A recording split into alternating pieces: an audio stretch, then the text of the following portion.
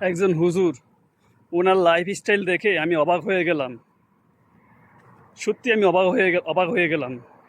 আমার স্ক্রিনে ওনার নাম দেওয়া আছে। আর সবাই তো চিনেন হুজুরটারে। মানুষে টাকা পয়সা ধন দৌলত নিয়ে ব্যস্ত থাকে, কিন্তু ওনার লাইফ স্টাইল দেখে আমি মানে কি বলবো, উনি ওয়াজ মাহফিল করে যা টাকা ইনকাম করতো সব টাকা এতিম মাদ্রাসায় দান করে দিত। শুধু চলার মতো কিছু টাকা রাখতো। ইভেন উনি যে ঘরটা করছে, টিনের ঘর ভাঙে পড়ে যাচ্ছে, দেখলাম। আল্লাহু আকবার, আল্লাহু আকবার। আল্লাহ ওনাকে জান্নাত নসিব করো।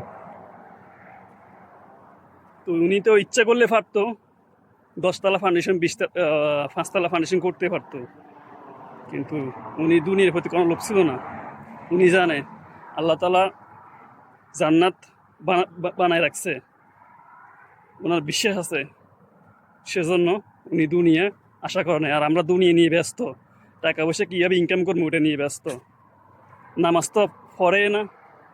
তো ভাইদেরকে বলবো, রিকোয়েস্ট করবো, চেষ্টা করবেন 5 ওয়াক্ত নামাজ পড়ার জন্য। নামাজ পড়া মানে কি? আল্লাহর সাথে কথা বলা।